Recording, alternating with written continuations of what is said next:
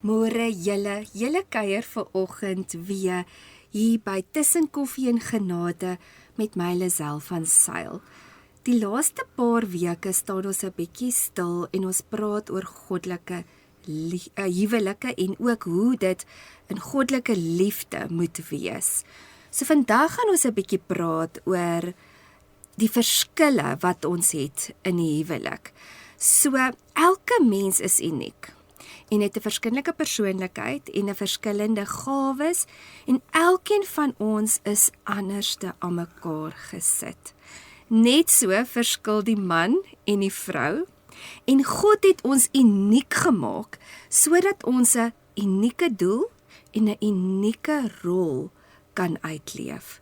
Dit is so belangrik om te weet wie jy is en wat jou unieke roeping en gawes is, maar ook om te weet wat is elkeen se verskille en se funksies en se rolle in die huwelik. So wanneer ons dit nie gaan verstaan nie, dan het ons partymal onnodige konflik, misverstande wat dan ook in die huwelik plaasvind. So vanoggend het ek weer my man hier, Dian van Sail. Welkom, lovey. Dankie, skat.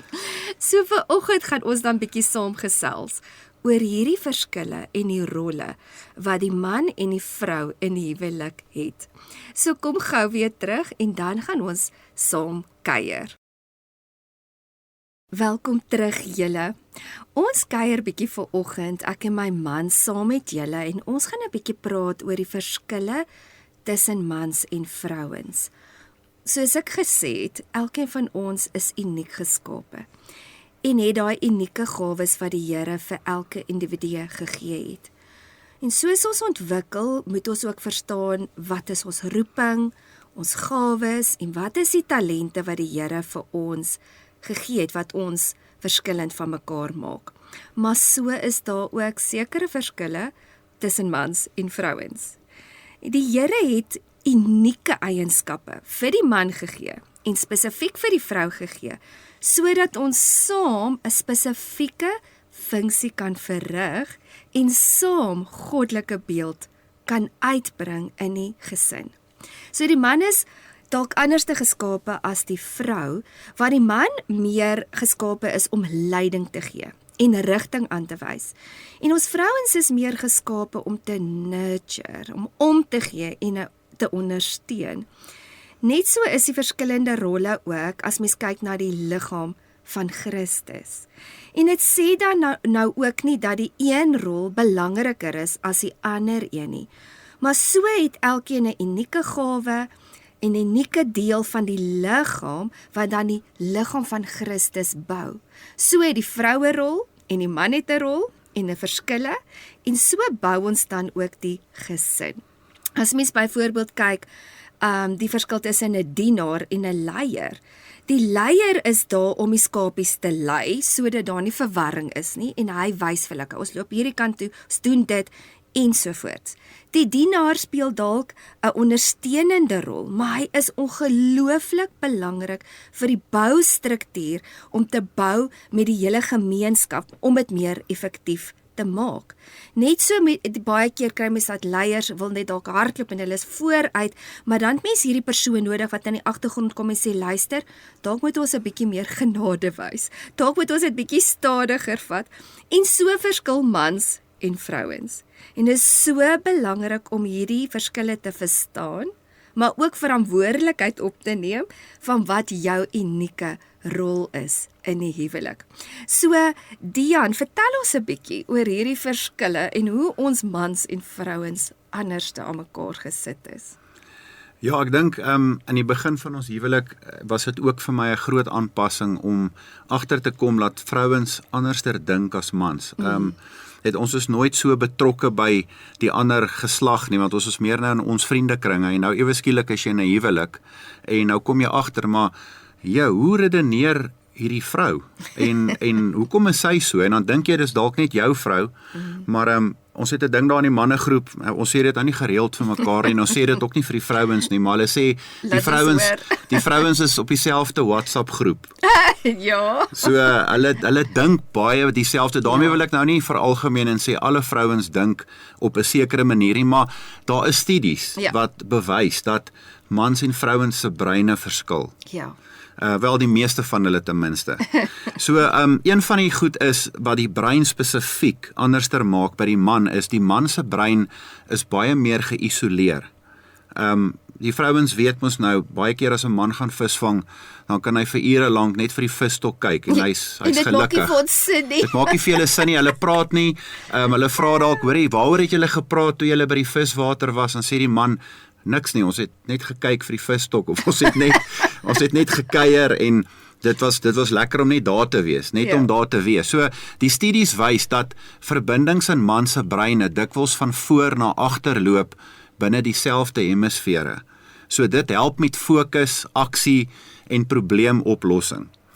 Alright, maar vrouens se brein kommunikeer meer tussen die twee hemisfere. Ja. So 'n vrou het gemiddeld meer verbindings tussen die linker en die regter brein en dit help met multitasking, emosies, taal en intuïsie. Yes. So 'n vrou kan kos maak, sy kan die kind help met huiswerk en dieselfde tyd 'n gesprek voer. Dis hoekom ons vrouens kan bestuur en ons kan bewus wees wat om ons aangaan, maar die oomblik is die man op die telefoon praat of hy is besig met anders en konsentreer hy nie meer op die pad. Ja, en dis nou gewoonlik waar jy vir ons verduidelik hoe ons moet bestuur. Nee, ja, en dan maak dit ons baie vies. Hoekom het jy nie hier gery nie, liefie? Hoekom parkeer jy nie daar nie? Het jy gesien hierdie tollhek is oop? Hoekom gaan jy nou agter hierdie trok in? Dit is daai visstok mentaliteit wat ons sit en dink aan die visstok dalk en nou wil jy hê ons moet hier agter hierdie kar inry. Ja. Okay, die ander ding is die vroue gebruik meer van die brein vir taal. So die breinskanderings wys vroue gebruik meer breingebiede vir taal en kommunikasie en daarom praat vroue gemiddeld baie meer woorde per dag as mans.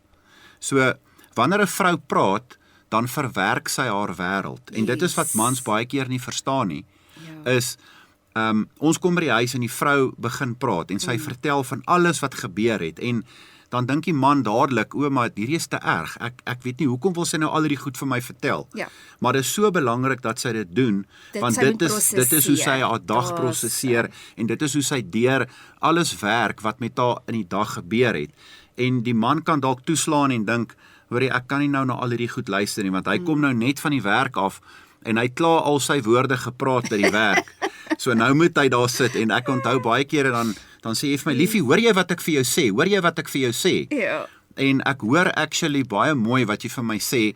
Ek het net nie dan woorde wat ek kan ek wil amper sê respond of iets terug sê rondom dit nie, want dit is net baie keer oorlading, jy weet, vir die man ook. So dit moet die vrouens ook verstaan, maar die mans moet ook akkommoderend wees en sê, maar luister, vertel my van jou dag.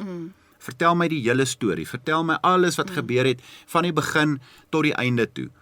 En dis baie keer vir die mans nogal erg, om daar te sit en dit te verwerk. Want die ding is ook, julle is dadelik problem solving, nee? Nou wil julle antwoorde vir ons gee, en partymal is dit net, ons wil dit net gedeel het.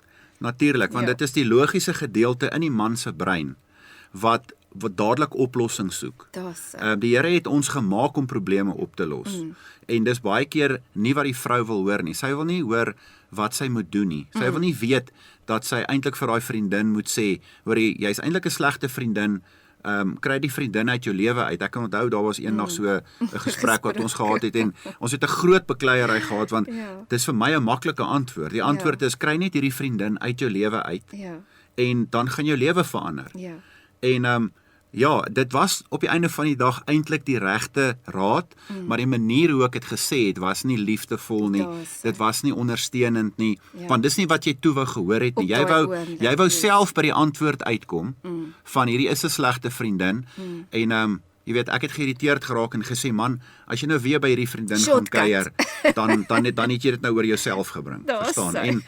En wanneer 'n vrou emosioneel is, dan wil hulle nie dit hoor nie. Ja, hulle wil net weet, my hart word gehoor. My hart word gehoor, ja. En baie kere, dan werk ons nie reg met die vrouens se harte nie, en dan trek hulle terug, en dan wil hulle nie meer hulle harte deel nie, en dan is dit 'n baie gevaarlike plek om te wees. Die ander ding van mans is, mans reageer baie vinniger op gevaar, wel hulle is veronderstel om te doen. So die amygdala by mans reageer sterk op gevaar, uitdagings en kompetisie. En dit maak mans baie meer geneig tot risiko, beskerming en avontuur. Ja. Ek dink dis ook hoekom die versekeraars baie kere mans op sekere ouderdomme eers begin afslag gee op hulle manowales wat hulle doen. Ja. En dan so wanneer daar 'n geluid in die nag is, dan staan die man gewoonlik op om te gaan kyk. Dit is iets wat die Here in ons geplaas het om te gaan kyk, maar hoorie, wat gaan aan? Ek moet my vrou beveilig, ek moet my huis beveilig. En dan die volgende punt is, vroue onthou emosionele detail baie beter. Ja, dis waar. Die hippocampus werk saam met die emosionele gedeelte by die vrou. So daarom onthou hulle datums, hulle onthou gesprekke en hoe iets gevoel het, want daar's 'n emosie gekoppel aan dit wat gebeur het. Ja. So 'n man onthou die gebeurtenis wat gebeur het, maar 'n vrou onthou die gebeurtenis en hoe almal om haar gevoel het. Yes, ja. So sy's gekonnekteer met die emosie en dit bring 'n diep, ek wil amper sê 'n goeie memory wat sy het en recall wat sy kan kry. Daar sy. Yes. So ja, om net om dit op te som, mans is dikwels gebou vir fokus, aksie en beskerming, maar vrouens is gebou vir connection, vir die detail en vir die verhouding. En wanneer ons dit verstaan, hou ons op om te beklei oor ons verskille. Ja. En ons begin dit eintlik te waardeer. Yes, want ons het eintlik 'n man nodig wat jou gaan beskerm. Verseker. So die grootste probleem in 'n huwelik is nie ons verskille nie, dit is dat ons verwag die ander ene moet soos ons dink. Daar sy. En dit is 'n groot probleem, want nou verwag ek maar, redeneer net so logies soos ek. Ja. Dan gaan die probleem opgelos wees. So wanneer 'n vrou praat, soek sy dikwels net begrip van dit wat aangaan. En wanneer 'n man luister, soek hy altyd 'n oplossing. Daar sy. Shortcut, ons weet wat die antwoord is. Maar aan die ander kant, mans voel gerespekteer wanneer hulle opinie waardeer word. O, dis waar. En die vrouens voel weer geliefd wanneer hulle gehoor word. Yes. So ek dink ook 'n man se grootste vrees is om te misluk, om nie daai problem solver te wees nie. Ja. En die vrou se grootste vrees is om alleen te wees. Ja. Om alleen deur al die goed te gaan en alleen alles te ervaar en alleen by die kinders te wees. Veral 'n ma wat by die huis is, wat heeldag met die kindertjies werk. Wat dan terugkom en sê, maar weet jy wat, ek is alleen. En dan verstaan die man dit nie, maar die kinders is dan by jou. Ja. Maar sy's emosioneel alleen, sy's geïsoleer. En dit is nie goed vir 'n vrou om so alleen te wees. Sy moet iewers in 'n volwasse gesprek kom om net uit te kom uit die omstandighede uit. Yes. So 'n man bou dikwels sy identiteit uit wat hy doen en die raad wat hy gee en die beskermer wat hy is, maar 'n vrou bou dikwels haar identiteit uit die verhoudings rondom haar. Dit is belangrik. So as haar verhoudings rondom haar goed is en gesond is, dan floreer sy. Yes. En as 'n man se werk goed gaan en dit gaan goed by die werk, en dan gaan dit weer met hom baie goed. Maar as 'n man sy werk verloor, sy identiteit is gekoppel daaraan en sy hele lewe word rondom dit gebou. So dit is baie erg vir 'n man om sy werk te verloor byvoorbeeld, en is baie erg vir 'n vrou om verhoudingsskade weer te ly. Presies, dit is so waar. Ja. Yes. So mans wil vrede bring in die huis. Ek dink dis ook 'n ding, 'n ou wil nie by die huis kom en daar's die heeltyd rusie nie. Maar 'n vrou wil connections hê. Sy wil 'n koneksie hê met haar man, sy wil 'n koneksie hê met haar kinders. Ja. En ek dink dit is ook 'n baie belangrike punt om te onthou. Yes. So 'n goeie huwelik gebeur wanneer 'n man leer om te luister vir sy vrou en 'n vrou leer om te glo in die man wat langs haar is. Ja. Ek dink dis 'n Dit baie is so groot mooi. verskil, want jy weet, dit help nie, die man kan nie aan sy vrou se emosionele behoeftes voldoen nie. En dit help nie, die vrou is heeldag besig om die man te kritiseer nie. Want dit is wat wanneer dinge begin skeefloop in die huwelik. Ja. Ja. Dit is so waar, en ek dink is ook daai ding om die verskille te verstaan wie jy is as man, wie jy is as vrou, want as daai koneksies begin oorskry of die vrou probeer die man se rol oorneem en die rolle begin nou change. Ons gaan nou 'n bietjie praat oor die rolle. Dis waar die diskonneksie is. So ek wil amper sê stay in your lane want dit maak dit dadelik meer effektief, vervullend en gelukkig want elkeen doen sy doel. Maar as jy nou so vinnig kyk, ek wil net gou vir ons weer opsommend net weer bietjie by dit byvoeg wat jy nou gesê het en dan gaan ons net so vinnig gebreek wat en dan gaan ons oor 'n paar ander verskille ook praat. Is so die man is meer op die dopamien, nê? Want soos jy gesê het, hy wil meer hy daai vegter in hom. Waar ons vrouens is dan oksitosin met die emosies as jy nou praat nou van die hormoon agter dit. Waar 'n man weer sê ek doen goed, so ek voel goed. Sê 'n vrou, ek voel goed, so ek doen goed. Ja. En dit is presies hoe ons ook aan mekaar gesit het. En ook verskriklik belangrik wat jy gesê het van die hele konsep van die man se werk. So wanneer die man nie 'n doel het nie, of hy het nie iets om voor te werk nie, dan stop sy lewe letterlik. En dit is dan baie keer hoekom mans ook in depressie val. En dan weer eens, as die vrou nie daai koneksies het nie, dit is haar wêreld. En die man voel vrede deur vordering. 'n Man wil sien iets vorder, iets gebeur. As dinge nie in plek val nie, jene het ek al gesien, dit ontstel julle mans verskriklik. Verseker. En ons vrouens vorder weer deur vrede. Wat so interessant is, ons anders en die Here het half 'n humorsin gehad in dit, maar dit leer ons dan ook om in 'n span saam te werk, want die een se sterkte help met wanneer die ander een swak is en die ander een se sterkte help weer met die ander een se swakte. So komplementeer ons dan eintlik op die ouende mekaar. Ons gaan so vinnige breek vat en dan gaan ons 'n bietjie praat oor ander verskille in die huwelik. Welkom terug julle, ons kuier nou baie lekker saam en ek dink julle wat getroud is kan so met dit vereenselwig waaroor ons praat. So ons het nou 'n bietjie gepraat oor die verskille tussen mans en vrouens, maar dit gaan ook eintlik bietjie dieper as dit. So om mekaar se verskille te aanvaar, maak dan dat jy 'n beter weergawe kan wees van jouself en dan nie 'n kopie te wees van iemand anderste nie. So ons moet vry wees om tot jou volle potensiaal te groei en dan ook dit te kan uitleef, jy as man en jy as vrou. So mans is nie noodwendig altyd ingestel in detail soos ons vrouens nie, soos byvoorbeeld ek sal papier op die oppervlak sit en dan sal my man koffie drink en dan sal hy soms 'n koppie koffie op my papiere sit en dan's ek so ontsteld want hoe het hy nie die papiere gesien nie. Maar die ding wat mens moet verstaan is 'n man dink anders as vrouens. Hy het net gedink ek gaan net hierdie koppie want hier's nou 'n oppervlakte om op dit te sit. Hy het nie verder as dit noodwendig gedink nie. En dit is eintlik die toppunt van verwerping. As jy iemand anderste of wil hê ander mense moet nes jy dink en dan val jy hulle ook aan omdat hulle nie soos jy dink nie. En soos ons ook nou genoem het, dit kan ook disrespekvol voorkom. So as ons nie die verskille gaan verstaan nie en dit gaan respekteer nie, dan kan dit ook oorkom van ek dink dalk beter as jy en dan baie keer dan gaan mens oor en dan dink jy want dis half daai instelling van almal moet soos ek dink. Mense moet soos ek dink en die manier hoe ek dink is die regte manier wat ook eintlik 'n bietjie maar pride is dink ek. En dan kan mens ook dink die probleem lê dan by die ander persoon. En dit is hoekom mens inligting moet kry. Mens moet aanpas en jy moet konstant groei.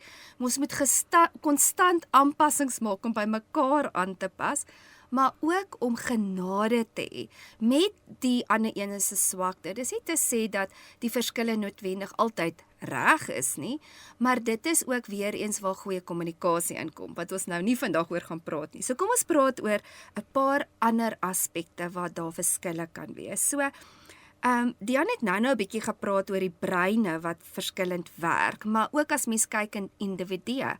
Jy kry 'n tipe persoon wat 'n voorbrein is en dan kry jy 'n agterbrein persoon.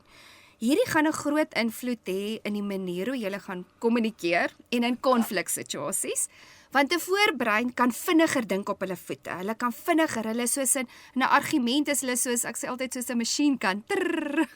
Hulle weet presies wat hulle wil sê en hulle kan vinnig redeneer en hulle kan vinnig goeters oor kommunikeer. Waar ek byvoorbeeld is meer 'n agterbrein. So partymal voel dit vir my ek moet op my agtervoete dink en dis of my brein nie lekker kan inskop in konfliksituasies nie, want ek vat langer eintlik om sekere goed te prosesseer. So dis ook goed wat mense in ag moet neem. As jou maat nie dadelik reageer nie of jou maat praat so vinnig, ook om dit in ag te gee, in ag te neem. Maar die ander ding is ook om daaraan te werk. As jy weet jy praat so vinnig, om intentioneel daaraan te werk, om vir jou maat ook spasie te kan gee om te kan kommunikeer. Maar ons sal op 'n ander stadium daaroor praat, ek wil maar net dit uitgelig het. En dan natuurlik het jy jou linkerbrein mense, en as jy vrou is, kan jy ook linkerbrein wees, natuurlik, en regterbrein mense, wat dan meer kreatief is, wat mans kan ook partymal baie meer regterbrein wees. So ons moet dit ook in ag neem, dis nie 'n man of 'n vroue ding nie, dit is 'n mens tot mens verskille. Dan het jy ook die verskillende maniere hoe jy reageer onder stres. En ons ken dit al, dis fight, flight of freeze. So baie keer in 'n konfliksituasie sal die een meer die fighter wees. Die ander ene sal net vries. En dan word die fighter kwaad, want hoekom vries jy nou? Jy moet nou praat en nou sê jy niks, maar dis letterlik of al jou senses net afsny. En dis of jy in daai oomblik nie kan redeneer nie. En dit is ook weer eens wat mens moet insien in konteks en ook dan kruisie daarvoor. Maar ja, soos ek sê, op 'n latere stadium sal ons bietjie praat oor kommunikasie. En dan 'n baie groot verskil wat mens kan hê is natuurlik in mense persoonlikhede. Nou kyk, daar's verskriklike oulike persoonlikheidstoetse.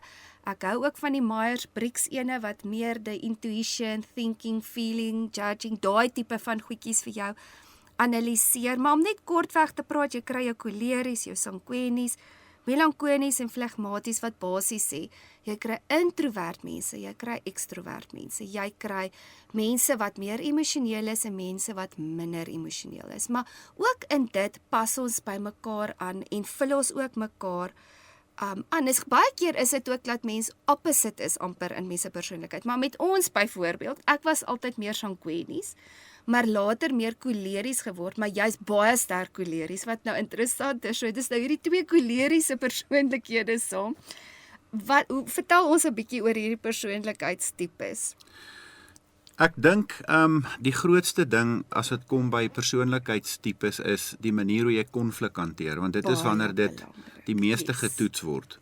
En dit het nou niks te doen met mans en vroue verskil en dit het meer te doen met jou persoonlikheid wat jy nou net gesê het. Yes. So twee koleriese persone gaan 10 teen 1 nie stil bly as hulle met mekaar 'n risie het nie. So Ja. hulle gaan redelik verbaal met mekaar gesels en dan moet 'n ou baie versigtig wees laat dit nie oorgaan in skree nie. Laat dit oorgaan in jy weet wat jy die ander persoon seermaak en goed sê wat jy nie bedoel nie. En dit is ook iets wat koleriese mense baie kere doen, is hulle praat en hulle sê goed wat hulle nie eintlik bedoel baie kere nie. Ek dink hoeveel keer ek al vir jou goed gesê het wat ek regtig nie bedoel het nie, maar ek het dit nou maar net gesê, want ek het gedink dis nou 'n goeie ding om te sê. Omdat dit in my brein ingekom het, want 'n koleriese persoon sê net wat hy dink. Hy sê dit en hy sê dit reguit. Ja. En dit is daai kan nogal seermaak. Yes. Waar iemand anderster wat 'n bietjie meer teruggetrokke is of 'n introvert is, gaan dit internaliseer. Ja. En jy moet letterlik dit uit daai persoon uithaal om te hoor, maar wat gaan aan in jou hart? Yes. En dit kan baie frustrerend wees vir 'n koleriese persoon as jy dalk met so 'n ander persoon getroud is wat meer terugtrek en wat stil is en wat nie jy weet gesels daaroor wanneer hulle 'n sekere emosie beleef nie. So ek dink dis baie belangrik dat daai toetse ook gedoen moet word. Ja. Daar's 'n klomp toetse wat 'n ou kan doen aanlyn, maar as jy nie die inligting het nie, gaan jy nooit jou maat kan verstaan nie. Jy gaan nooit besef, hoorie maar, dis hoe my maat is en ek moet aanpas by haar of by hom om agter te kom, maar hoe hanteer hy konflik? Wat gebeur wanneer hy in hierdie stressituasie kom? Dit is baie En wanneer hy buite beheer is. So daai is baie belangrik. En dan natuurlik die ander groot verskille is die testosteroon en die estrogen. O ja.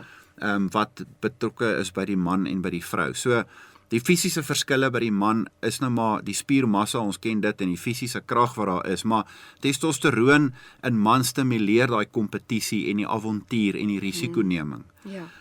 Wat definitief daar is, en dan die vroue se breine word baie meer deur die estrogen wat die geheue en die taal en emosionele verwerking ondersteun. Ja. So daai is ook twee belangrike goed, ons moet nie daai hormone vergeet wat dit aanbetref nie, want dit is letterlik wat die man definieer op die einde van die dag in sy optrede baie kere. Ja.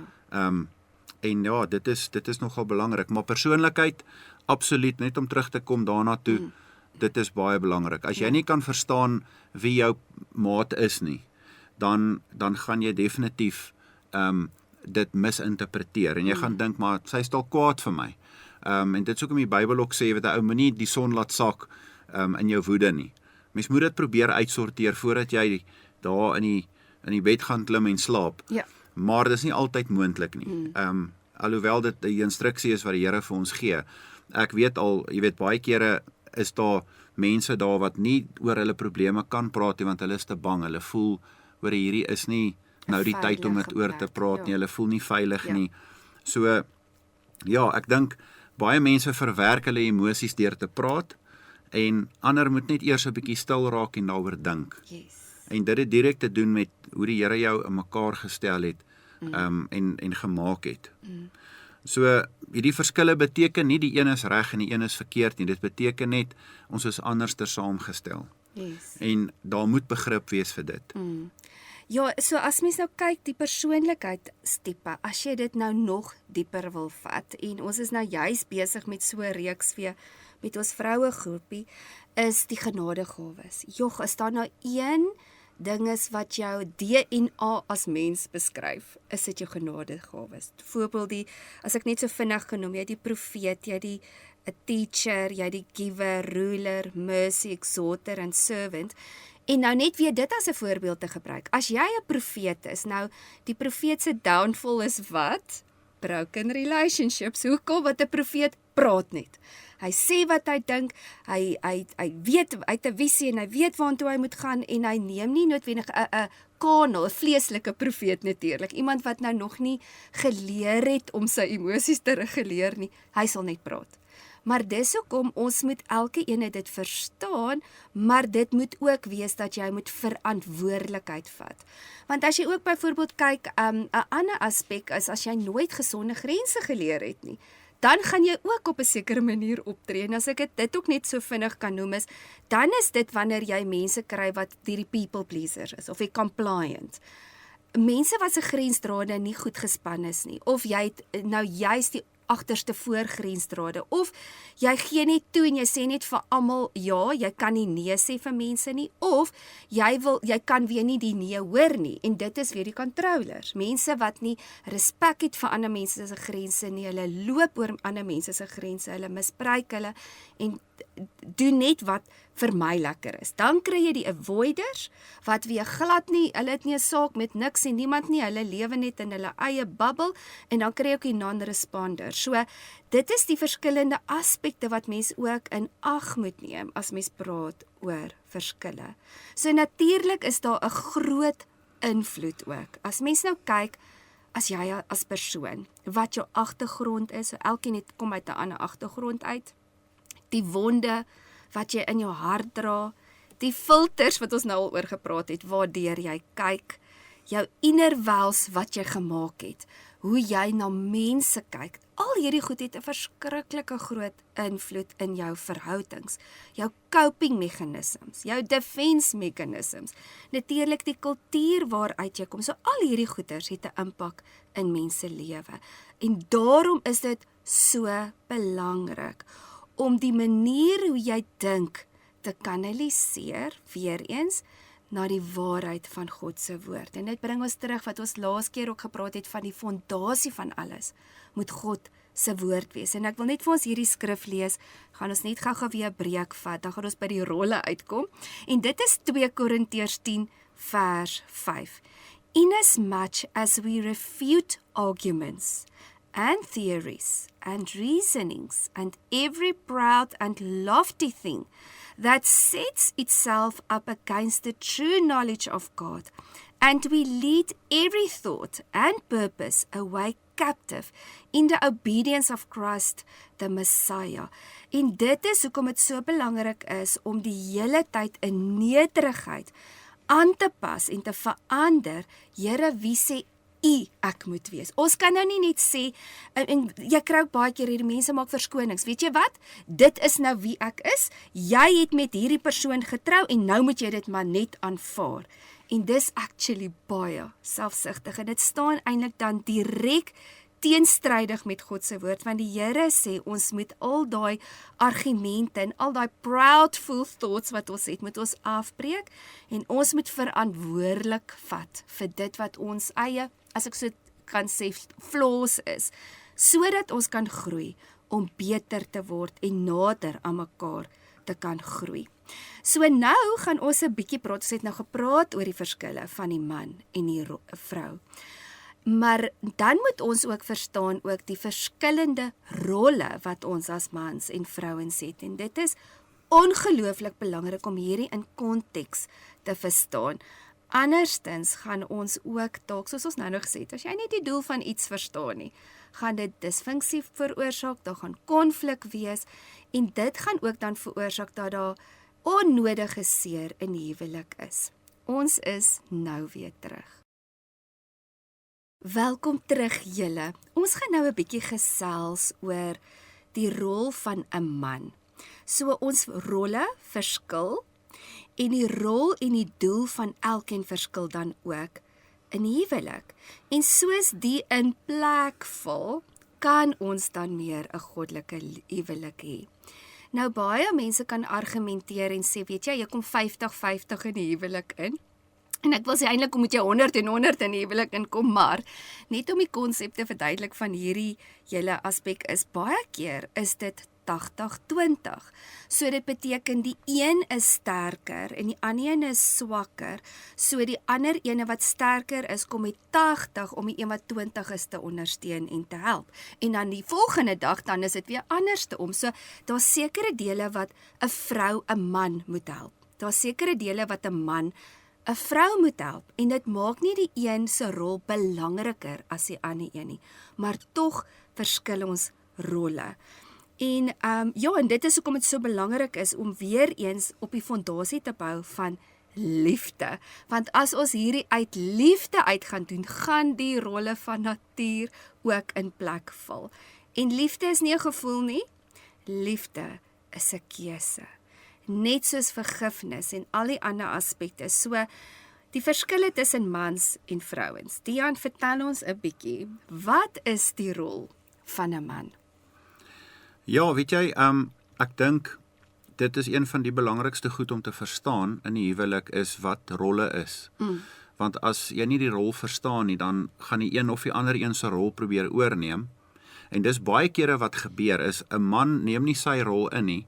Yes. En die vrou sien dit raak en sy sien maar hoorie, ek moet nou iets doen. Iets moet nou gebeur hier in hierdie huis en dan neem die vrou letterlik die man se rol oor. En dan kom daar verkeerde orde in die huis. Ewe skielik kry jy 'n vrou wat die hele huishouding regeer. Sy is die baas. Sy is die een wat geestelik leiding neem. En dan kom daar verkeerde orde in die huis want dit is nie hoe die Here dit beplan het nie. Dis nie aan die vrou gegee om die man se rol oor te neem nie. En dit moet die vrou ook verstaan, maar dan verstaan ek ook die frustrasie wat 'n vrou baie keer het, is as haar man hierdie rolle vervul nie, dat hulle wil intree en sê maar okay, as hy nie wil nie, dan sal ek dit doen. Maar kom ons kom na die rolle toe van 'n man. Die eerste ding wat 'n man veronderstel is om te doen, is om die koning van die huis te wees. En daardeur bedoel ons nie 'n koning wat aanbid moet word, 'n koning wat, die koning het gepraat. Hierdie gaan oor die bestuur van die huis. Dit gaan oor, hy neem leiding, hy sê, ons is op pad hiernatoe. Die Here het vir my gewys dat ons hierdie pad moet loop. Ek gaan hierdie besluite maak, my vrou stem jy saam met my, en hy trek sy vrou in hierdie besluite, maar hy is die een wat die visie gee, hy is die een wat sê, ons gaan so intoe gaan, hy is die een wat die reëls vir die kinders neerlê, en sê, hier is die reëls, en wanneer die reëls oortree word, is dit die konsekwensies vir die aksies. Hy is die een wat die finansies bestuur, Met ander woorde, hy sê, ons gaan hierdie geld gebruik vir dit en vir dit en vir dit, my vrou, stem jy saam? Hy kan nie stil wees en niks doen in die huishouding nie. Hy is die een wat dit moet bestuur. Met ander woorde, die Here het vir hom gesê, jy stap voor, jy is die een wat hierdie goed moet uitsort en dit beplan, en jy moet leiding gee, duidelike riglyne neerlê en grense neerlê vir jou kinders, en vir hulle sê, maar luister, julle doen nie dit nie en julle doen nie dat nie, en dit word nie toegelaat in die huis nie, en so aan. So, dit is nou maar in 'n kort netedop wat die bestuurder van die huis moet doen, en hier sê dit in 1 Timoteus 3 vers 4, sê hy, he must rule his own household well, keeping his children under control, with true dignity, commanding their respect in every way and keeping them respectful.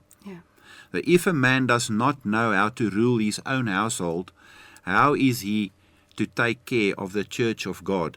En weet jy, ons kry dit so baie. Jy het hierdie man, en hy wil by die kerk 'n leier wees. Hy wil by die mannegroep 'n leier wees. Hy wil leiding neem by die kerk, en hy wil leiding neem hier, en hy wil leiding neem daar. Maar by sy eie huis is hy absoluut apaties. En hy staan terug, en hy doen nie wat die Here hom geroep het. En hier sê die Here duidelik, voordat jy amper sê in die gemeente iets wil doen, moet jy jou huishouding onder beheer kry. Dis 'n Bybelse beginsel. Want dit laat die vrou ook onveilig voel, dink ek. Absoluut, en ek dink, dis baie kere wat gebeur is, die pastoor se kinders word die stoutste kinders. Want pa is by die kerk betrokke, pa regeer die kerk, pa doen dinge reg by die kerk, maar by sy eie huis is hy nie besig om te doen wat hy van die kansel af sê nie. En dan kry jy pastoor se kinders wat net heeltemal rebelleer, en hulle glo later nie eens meer daar is 'n God nie. Soos Hofnies en Pinias. Pinias, wat Eli se kinders, wat net heeltemal stout geword het. Ou weet dan nie wat hulle verhouding was nie, maar dit gaan alles oor die verhouding wat jy het en hoe jy jou huis bestuur. So dit gaan oor bestuur, dit gaan oor om 'n koning te wees, in die sin van, die koning maak die reëls, die koning, en natuurlik is sy koningin langs hom, so dis nie 'n autokratiese beheer, dominerende, want die Here sê tog, submit one to another. Hy sê nie, wives, you must submit under your husband, en jy weet, jy moet nou luister na alles wat jou man vir jou sê nie, absoluut nie. Dit gaan oor 'n mutual respect wat ons vir mekaar het. Dit gaan oor, ons luister na mekaar se harte, maar die man gee die rigting aan, en ewe skielik dan kry die vrou respek vir haar man, want hy dui aan, ons gaan in hierdie rigting nou loop. Die probleem is, wanneer die vrou daai rol vervul het vir so lank, en nou kom hierdie man, en hy besluit dalk, weet jy wat, ek wil nou my huis uitsorteer, maar sy vrou is letterlik die koningin wat alles bestuur in die huis, en hy het nie 'n kans om eintlik sy voet nou om sy voet neer te sit nie. So baie vrouens moet toelaat dat hulle man die geleentheid gegee word om weer hulle huishoudings te kan bestuur as koning. Die volgende een is, 'n man is die profeet in die huis. Nou wat doen 'n profeet? 'n Profeet in die Ou Testament is iemand wat na die Here toe gegaan het, en hy het gaan hoor wat die Here vir hom sê oor sy gesin. Met ander woorde, jy moet tyd spandeer as man by die voete van die Here en sê, Here, hier's my huis, wat wil U hê moet ek doen? Want ons kan nie ons eie plannetjies maak nie, ons kan nie ons eie dinge doen nie, ons val onder God se gesag. So hoe dit veronderstel is om te werk is, jy het vir Christus, die man, die vrou en die kinders. Dis God se orde. In baie huise is die kinders in beheer van alles wat gebeur. Die kinders moet net nie ongelukkig wees nie, die kinders moet net nie lekker voel nie. So baie huishoudings word gebou rondom die kinders, en die kinders is heeltemal in beheer van die huis, of die vrou is in beheer van die huis, en die man is hier, hy gaan maar net saam. Absolute verkeerde orde, ek wil amper sê, dis 'n demoniese orde wat inkom. Want daar's nie vrede nie. Daar's nie vrede nie, daar's die heeltyd 'n bekleierery, en dinge werk nie uit nie, want God se orde is versteur. Die manier hoe God die rolverdeling doen is nie op daai manier nie. So, die man moet gaan hoor by die Here, hy moet die instruksie kry, en dan moet hy na sy vrou toe gaan en sê, vrou, dis wat ek ervaar, die Here vir my gesê het, stem jy saam met my, bid saam met my. Kom ons kry 'n eenheid tussen ons, want daar's geen groter krag as 'n man en 'n vrou wat in eenheid is nie. Daar is geen groter krag nie en ek dink dit is wat die vyand wil versteur, is daai eenheid. As twee kan harmoniseer, en dit is daai woord in die Grieks wat sê harmonize together. As jy kan harmoniseer saam met jou lewensmaat, is daar geen groter krag op hierdie aarde nie. En dis wat die vyand wil hê. Hy wil hê die man moet sy eie ding doen, die vrou moet haar eie ding doen, en ek wil amper sê, en as die kinders in beheer van die huis is dit nog beter vir die vyand. Want dan is alles versteur, alles is onderste bo, die hele orde is versteur. So, profeet, definitief, die man moet na die Here toe gaan en sê, Here, wat wil U vir my huis hê? Die derde punt is, om die priester te wees. En wat doen 'n priester? 'n Priester gaan en hy bring sy gesin na die Here toe.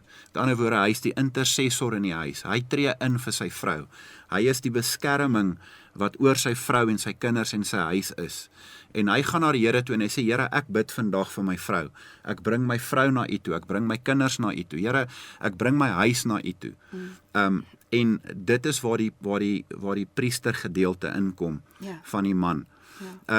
En hier sê hy sê Efesiërs 5 vers 23 sê die Here vir ons, For the husband is the head of the wife, as Christ is the head of the church, himself the savior of his body. Husbands, love your wives as Christ loved the church and gave himself up for her, so that he might sanctify her, having cleansed her by the washing of the water with the word. Met ander woorde, die priester gaan en hy het, ek wil amper sê, hy het kom reiniging bring. Hy het die offers gebring. En dis presies wat die man veronderstel is om te doen. Die woorde wat die man spreek oor sy vrou en die woord wat hy bring in die huis is veronderstel om die vrou te cleanse. Daar sê dit in die woord. Daar is 'n baie mooi skrif. Ja, en om haar te reinig. Ja. En ek sê altyd vir die ouens, wanneer jy bid vir jou vrou, bid die woord oor jou vrou. Want dit is die lewende water, saam met die Heilige Gees, vorm dit die lewende water wat jy oor jou vrou kan bid. En wat dit pragtig maak, is die feit dat daar ek wil amper sê, daar's 'n purifying proses wat plaasvind, wanneer 'n man as 'n priester optree in sy huis. En dan natuurlik, die ander rol van die man is, hy moet die beskermer wees en die voorsienaar. Dis nou behalwe nou daai 3 eerste punte wat ons genoem het is, sy leierskap is nie net dominerend nie, maar dis invloed. 'n Goeie leier het invloed en dan volg mense. So 'n man sal nooit sy vrou positief kan lei as hy haar nie kan beskerm nie en vir haar kan voorsien nie. Dit is deel van God se eerste roeping vir die man. En dan, hy kan beveel en regeer, maar hy sal haar hart verloor in die proses as hy nie in haar fisiese, emosionele en geestelike behoeftes voorsien nie. So dink altyd, 'n man dink altyd, ek moet geld bring. Jy weet, as ek net kan geld hê, die einde van die maand, dan gaan my gesin gelukkig wees. Maar die rol van die man is nie net om in die vrou se fisiese behoeftes te voorsien nie, maar in haar emosionele behoeftes is baie, baie belangrik. Ja, want dit is maar interessant, baie keer in die verlede, dis nou ou konflikte wat ons gehad het, as ons beklei, ons half 'n emosionele behoefte vir jou bring.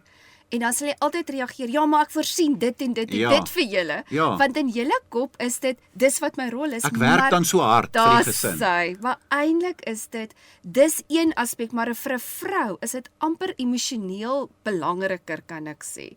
Dan kom daai bysake. Ek weet nie, dis maar net seker hoe ek daaroor voel. Ja. So 1 Timoteus 5 vers 8 sê, But if anyone does not provide for his own household, and especially his family, he has denied the faith and is worse than an unbeliever. Daai is verskriklik. Dit is rof. As jy dink aan 'n man het so groot verantwoordelikheid, dat hy nie net geldelik moet voorsien nie, maar emosioneel ook. Ja. So dis 'n geweldige groot verantwoordelikheid vir die man om die broodwinner te wees. Nou, daardeur wil ek ook sê, ons lewe in 'n baie ander tyd. Ja, dis 'n baie moderne in 'n baie ander tyd waarin ons nou lewe, en daardeur wil ek nou nie die skrif verdraai nie, maar in baie huisgesinne het jy 'n vrou wat ook moet werk om 'n inkomste te verdien. Wat nie verkeerd is nie. Maar die primêre doel van die man is om die broodwinner te wees. So ou kan nie daar verbykom nie. Ou kan nie die skrif verdraai en sê dit is nie so nie. En my man kan maar by die huis wees nie. Ek dink die man is gemaak daarvoor om die voorsiener te wees. Die man is gemaak en dit gee vir hom sy identiteit Dis wat ons nou en nog sy gesê rol wat die Here het. vir hom Yes, gegee Dis het. die lewe in 'n man, kan ek sê. Ja. En dan sê hy in 1 Petrus 3 vers 7 wat so mooi daarby aansluit. Hy sê in the same way you married men should live considerately with your wives with an intelligent recognition of the marriage relation, honoring the woman as the physically weaker, but realizing that you are joint heirs of grace. Met ander woorde, ons is gelyk. God's unmerited favor of life in order that your prayers may not be hindered and cut off. So met ander woorde, hier sê die Here vir ons, as jy nie in eenheid is met jou vrou nie, kan jou gebede verhinder word. Dis nogal 'n skokker om dit so te stel op die stelsel, as jy dink, jou gebede kan beïnvloed word deur jou eenheid wat jy en jou vrou het. Dis baie belangrik. So, die man het 'n geweldige rol wat vir hom voor het. Die ander ding is, hy is die dissiplinehoof. Ek dink in baie huise, kry 'n audit, dat die vrou die dissipline handhaaf. Die man werk dalk so hard, en nou kom hy die middag laat by die huis, die laaste ding wat hy wil doen is nou met die kinders ook nog beklei. So die vrou neem baie keer daai rol oor, maar dit vat nie die rol weg van die man nie.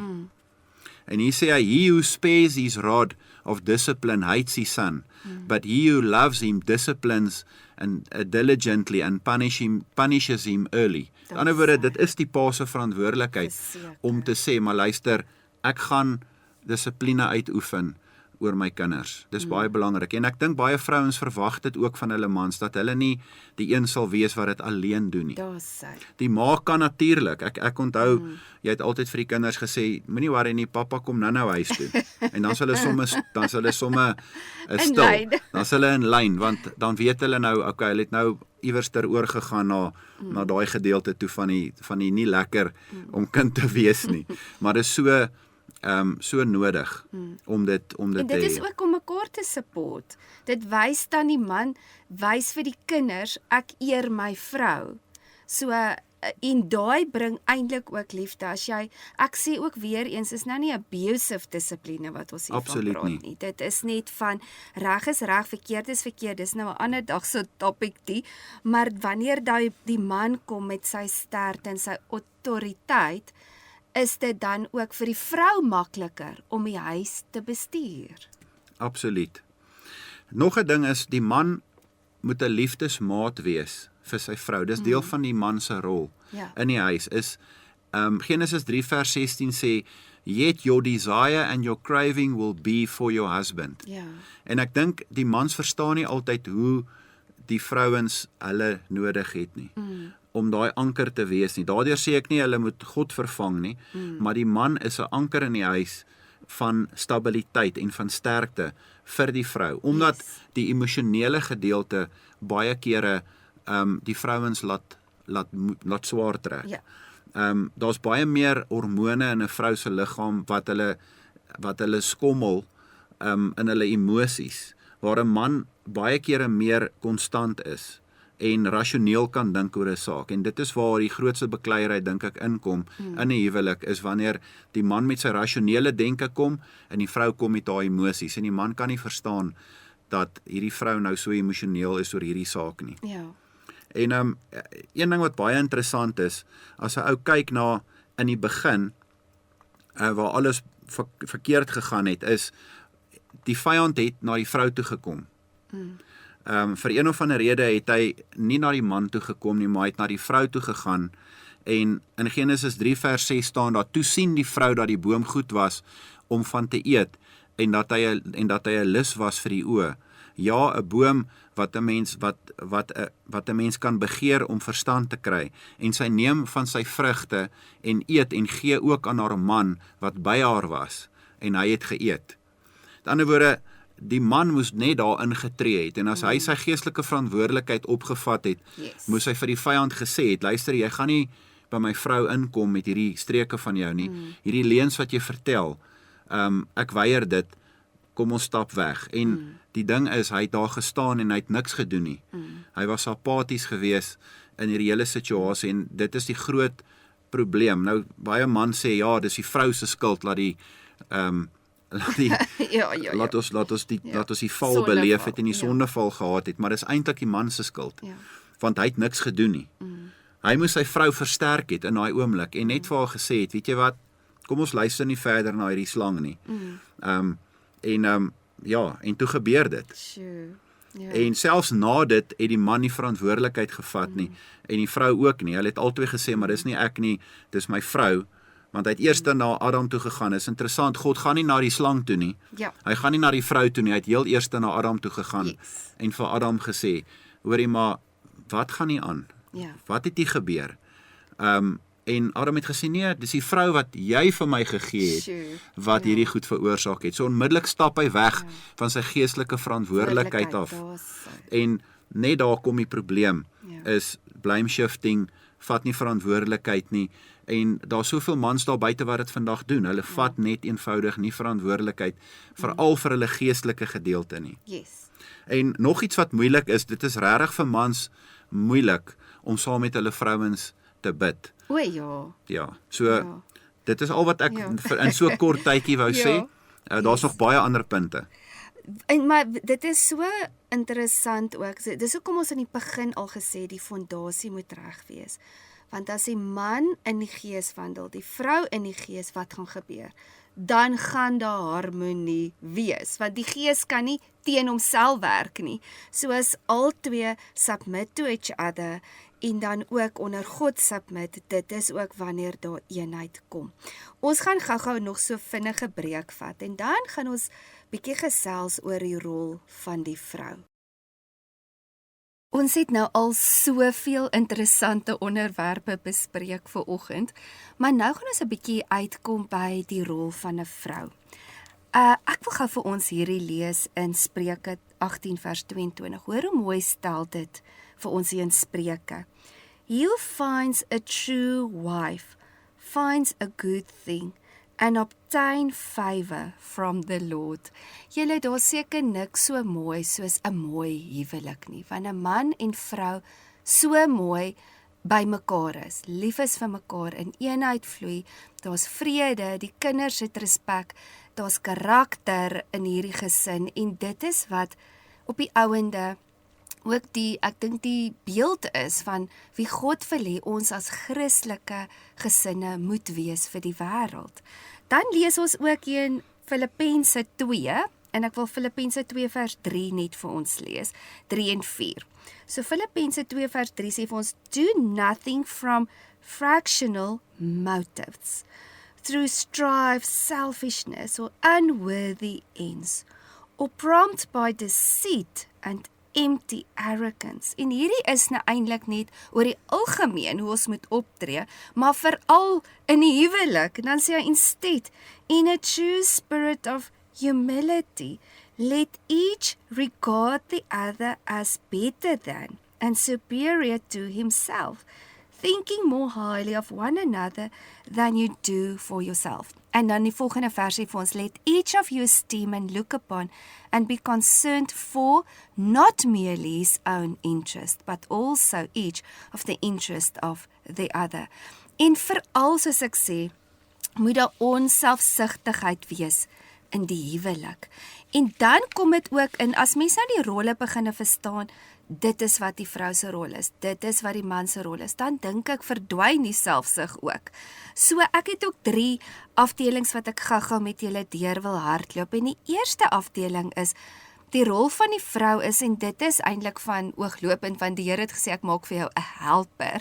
So die eerste rol wat ons moet vertolk is die rol van 'n helper. En daar kan baie misverstande wees, veral in vandag se moderne denkwyse wat hulle sien dit as minder as. Maar 'n helper is alles behalwe minder as. Kom ons lees 'n bietjie in Genesis 2 vers 18. Now the Lord God said, it is not good or satisfactory that the man should be alone. I will give him a helper meet. En dan sê hulle suitable, adaptable and complementary to him. Nou, as jy nou daai woord kyk, complementary, beteken dit die volgende. Combining in such a way as to enhance or emphasize the qualities of each other. Julle, en dit verduidelik vir ons dan dit in 'n hele ander aspek. Dit is dan om te sê, die man het sekere kwaliteite en ek het sekere kwaliteite. En omdat ek my kwaliteite tot die beste van my vermoë uitleef, kan die man die beste weergawe word wat hy veronderstel is om te word. So ons moet ons mans fisies, emosioneel en geestelik bystaan en help. En dit is weer eens ook soos die mans, soos Dian ook nou gesê, die mans moet vir hulle vrouens bid, moet ons vir ons mans natuurlik bid, aan sy behoeftes voorsien, en ongelooflik belangrik is om eer en respek te wys vir jou man en hom op te bou. Julle, daar's niks wat eintlik so lelik is as mense by klomp gaste kuier en jy het hierdie vrou wat so heeltyd nef en haar man afbreek voor ander mense. Dit is regtig onsmaaklik en dit maak my sommer ongemaklik voel. Nou in Spreuke 31 vers 11. Nou kyk, daai vrou het vir ons mos nou mooi kom demonstreer wat is 'n goddelike vrou. Maar daar staan vir ons in vers 11. The heart of a husband trusts in her confidently and relies and believes in her securely, so that he has no lack of honest gain or need of dishonest spoil. So, dit is die geheim van om daar te wees, om jou man te ondersteun, emosioneel, fisies en ook geestelik. En hoe doen sy dit, is ook in vers 11, die volgende vers sê van, she comforts, encourage and does him only good as long as there is life in her. Dit beteken julle deel dieselfde drome, soos ons gesê, die man gee die visie, hy gee die droom, jy ondersteun dit, en jy strewe met dieselfde dryf kan ek sê, na hierdie drome wat julle saam skep vir julle gesin. Nou, by dit as mens praat van ondersteuning, is dit ook met woorde en hoe jy oor jou man praat en wat jy vir jou man natuurlik kommunikeer. En Spreuke 16 vers 24 sê vir ons, pleasant words are like honeycombs, sweet to the mind and healing to the body.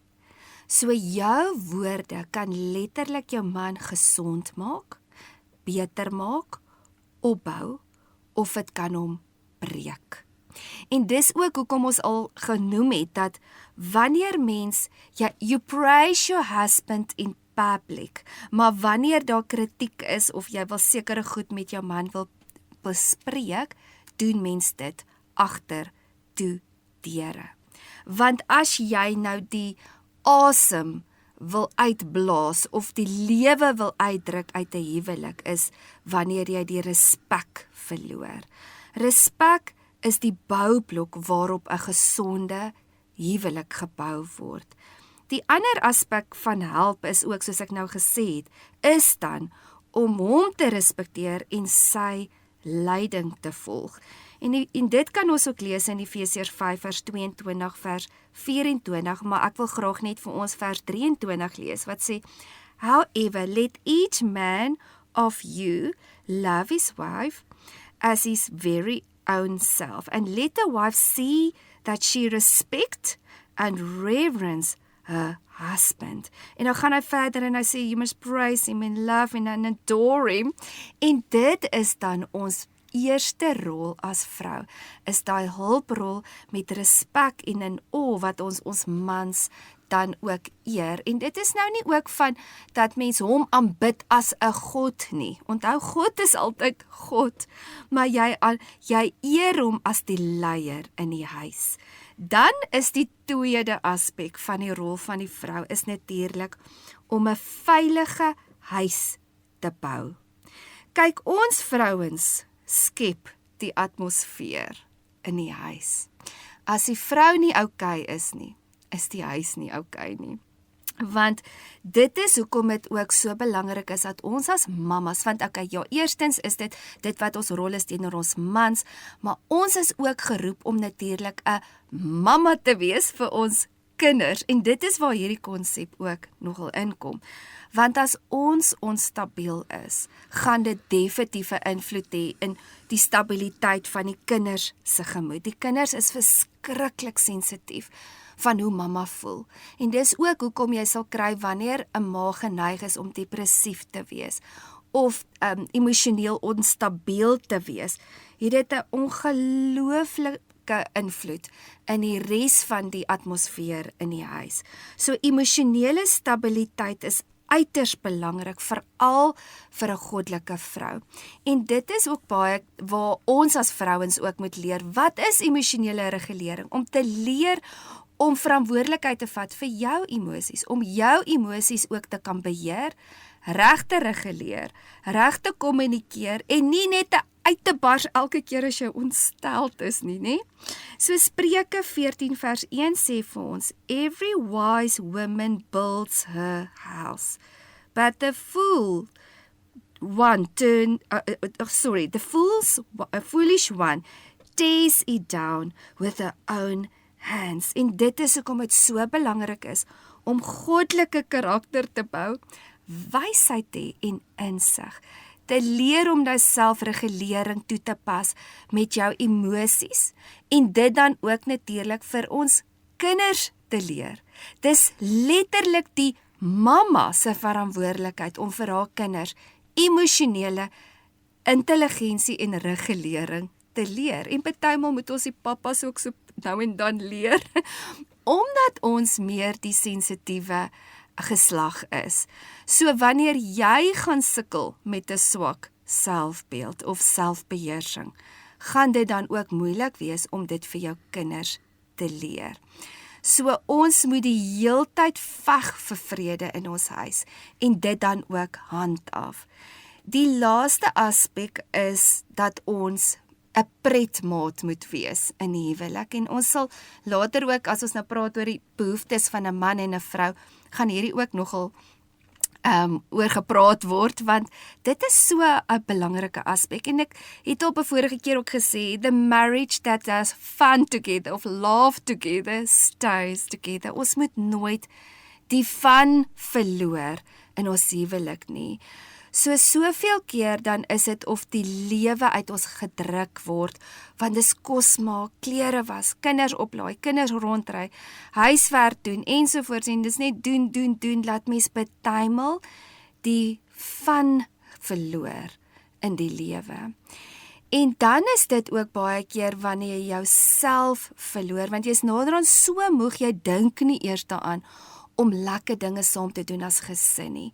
Maar dit is waar ons as mammas ook intentioneel moet werk aan om avontuur te skep, want dit is nogal ook een van die behoeftes, en ek wil nou nie vooruit hardloop nie, maar behoeftes van 'n man is om 'n deel te wees van 'n avontuur, en dit is hoekom ons ook as vrouens dit intentioneel moet kweek. Jy hou noodwendig nie daarvan om Botswana te toer nie, soos wat ons moes doen toe ek 4 maande oud was, maar ek het dit gedoen saam met my man en my seuns, want hulle wou daai avontuur hê, en dit was 'n ongelooflike ervaring.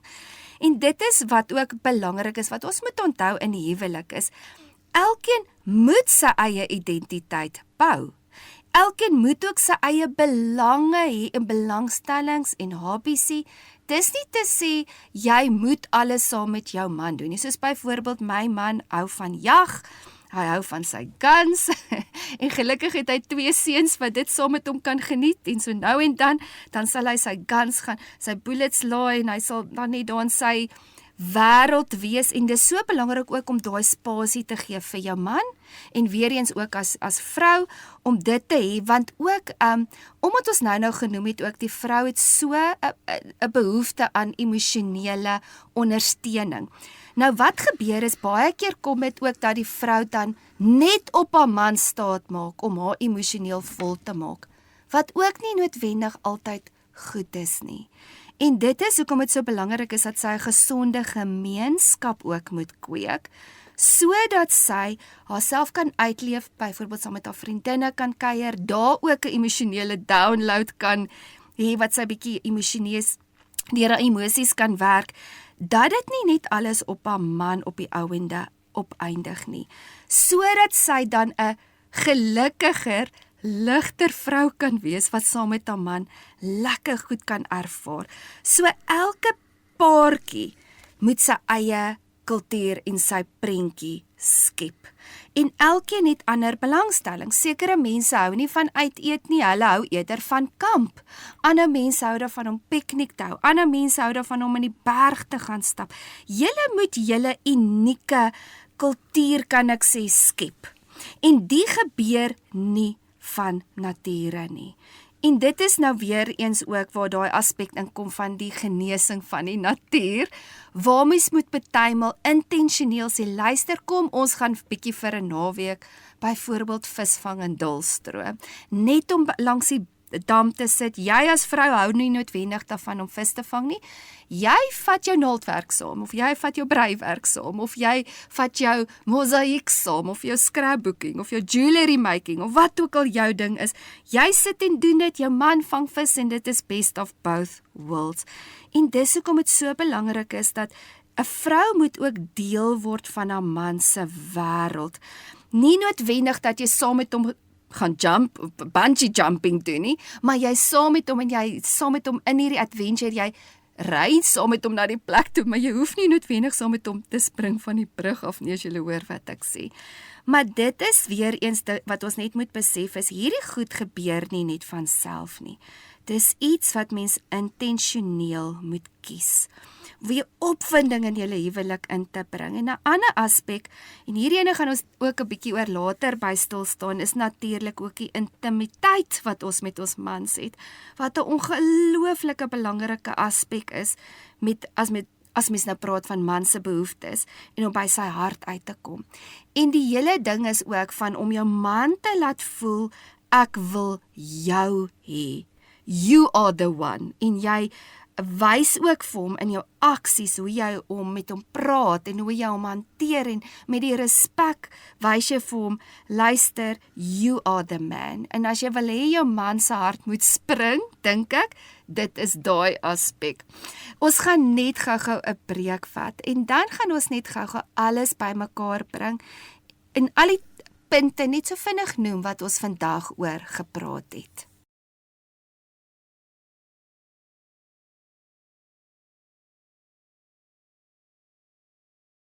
Julle, dit was weer so lekker om vanoggend met julle hierdie paar belangrike beginsels te deel, wat mens moet verstaan van hoe ons verskil en hoe elkeen se rol ook verskil. So kom ons praat net oor die 10 punte wat ons vandag oor gepraat het. So nommer 1 is, soos ons ontdek wat elkeen se roeping is, se gawes en talente, en hoe ons van mekaar verskil, is dit net so belangrik om te verstaan die verskille tussen mans en vrouens en hoe hulle aan mekaar gesit is. Nommer 2 is, die Here het ons unieke karaktereienskappe gegee, en vir 'n man en vir 'n vrou met verskillende funksies, wat dan op die ouende die goddelike beeld in die gesin skep.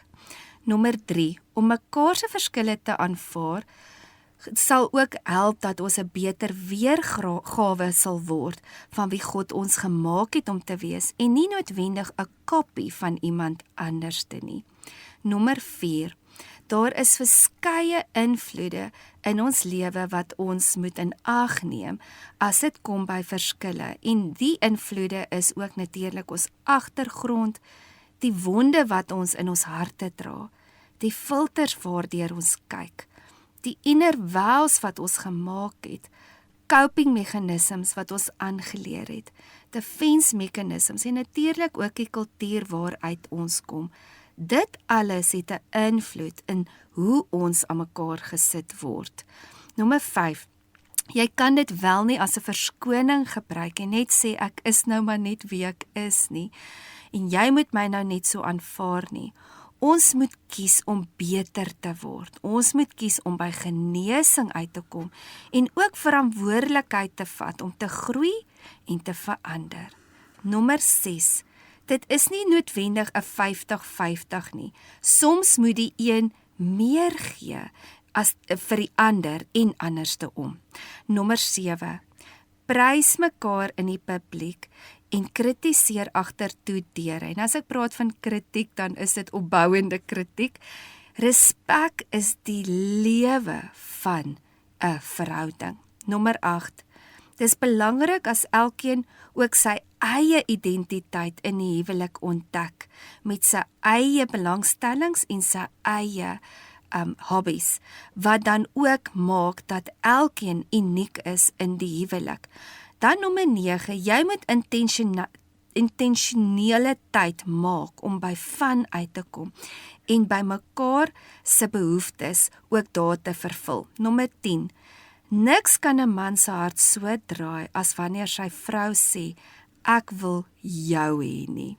So, mag jy en jou man weer by mekaar uitkom en opnuut mekaar ontdek en weer nuwe lewe in julle huwelik inblaas. Dit is letterlik 'n keuse. Om liefde te wys is 'n keuse. So moet nooit toelaat dat sekere dinge julle verder weg dryf van mekaar af nie. Moet ook nooit ligtelik sê, ons gaan nou skei, of ek gaan nou met jou opbreek, of ek gaan jou nou los nie. Nie eers as 'n grap nie, want dan gebruik mens dit as 'n wapen wat groter skade doen in die huwelik. Woorde maak of breek, en jy skep letterlik veiligheid in jou huwelik deur die woorde wat jy praat. So as jy dreigemente maak, dan sal dit die fondament van die huwelik breek. So sê gereeld vir mekaar, julle is lief vir mekaar. Gee daai opregte komplimente en kom by mekaar se harte uit. Lovie, wil jy nog so ietsie byvoeg of gaan jy net vir ons 'n gebed?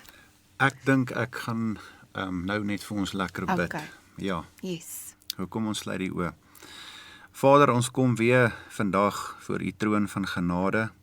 Here, sodat ons kan hulp kry. En Here, ons het soveel hulp nodig in hierdie saak. Here, dankie vir die huwelik wat u geskep het. Here, dit was u plan gewees dat 'n man en 'n vrou sal trou. Here, u is die een wat dit geskep het. En Here, u ken en u weet elke uitdaging wat daar buite is. En Vader, ons bring elke huwelik wat vandag luister na hierdie program, na u toe. En Here, u ken elke situasie, Here, u ken elke hartseer, Here, u ken ook elke blydskap. Here, u ken elke persoon. Here, u weet hoe uniek elke situasie is. En Here, ons praat baie oor die algemeen, en Here, ons weet dat u woord altyd die waarheid is. Maar Vader, ons weet ook, Here, dat u wil huwelike gesond sien, en Here, u wil hê dat ons u moet verteenwoordig in alles wat ons doen. Here, dankie vir u genade, dankie Here dat ons altyd na u toe kan kom wanneer ons probleme het, en Here, dat ons u Heilige Gees kan vra om ons te lei en ons te help, want Here, u is die helper wat u vir ons gegee het, is die Heilige Gees wat in ons lewe is. En Here, dankie vir u liefde, en dankie vir u goedheid oor alles wat ons doen, in Jesus se magtige naam, amen. Amen.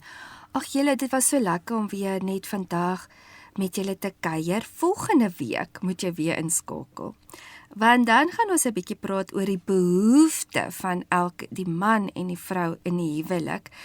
En hoe belangrik is dit ook om elke behoefte of mekaar se behoeftes in ag te neem. So as jy dalk ietsie gemis het of jy wil dit weer luister of jy wil dit vir 'n vriendin aanstuur, kan jy gerus gaan koekeloer op my webwerf, wat is dit nou in Afrikaans? Daar sê. En dit is yourdestiny.org.za. Jy kan ook gaan loer op YouTube, dit is Your Story, Your Destiny met Lisel van Sail. As jy dalk vir ons 'n WhatsApp wil stuur en jy wil dalk deelneem in die gesprek of net ietsie byvoeg of dalk 'n vraagie vra, kan jy WhatsApp vir Radio Kansel, maar jy moet net bysit hartklank en dan tussen koffie en genade. En die nommer is 082 657 2729. So volgende week is ons weer terug hierso tussen koffie en genade op elke Woensdag van 9 tot 11. Ons praat weer volgende week. Lekker dag. Bye.